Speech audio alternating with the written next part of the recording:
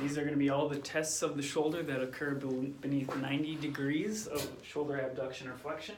So the first one you're going to do is sulcus at 0. Have your patient's hand in their lap. You're going to support their scapula and back, middle finger on the coracoid process, and pointer finger right on the gap of the joint. And you're just going to apply downward pressure, testing the superior glenohumeral ligament, and a positive test will be indicated by a sulcus appearing. Then do the same test at 90 degrees. Get your patient's shoulder up. Same position with your other hand, and you just apply downward force, testing the inferior glenohumeral ligament. Positive test if a sulcus appears.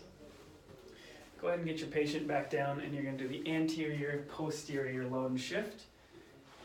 Same position with your right hand once again, and when we apply an anterior force, we're testing that middle glenohumeral ligament. Excessive translation, pain, or clicking is a positive sign, and same goes for the posterior shifting test, and you're testing the inferior glenohumeral ligament, specifically the posterior portion.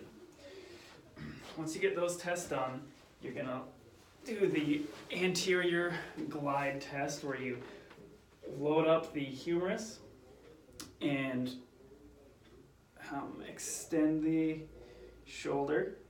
And then you'll also go this way, looking for slap tears, and a positive test to be indicated by pain. And then after those, we go on to the compression rotation test. So keep that humerus loaded into the joint socket, and you're going to start with small circles going clockwise, and you're also going to do small circles going counterclockwise, eventually growing to larger circles, and you're looking for any pain with that, indicating a slap tear.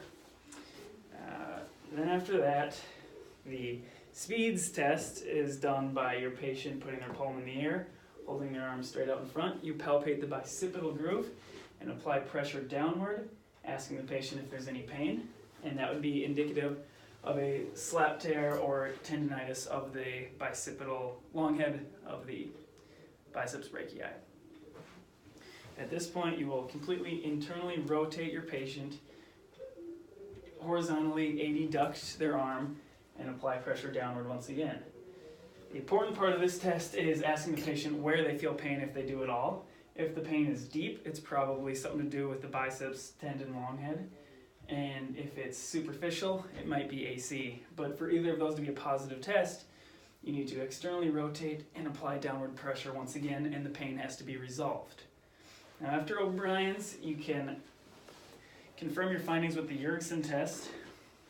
Go ahead and grab your patient's arm and tell them to externally rotate and supinate. And while they do that, you are resisting their motion.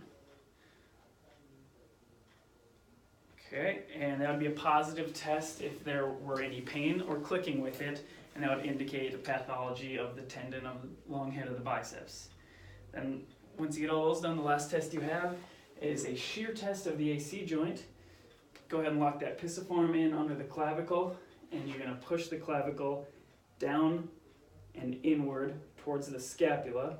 Excessive translation or pain would indicate degeneration of the AC joint.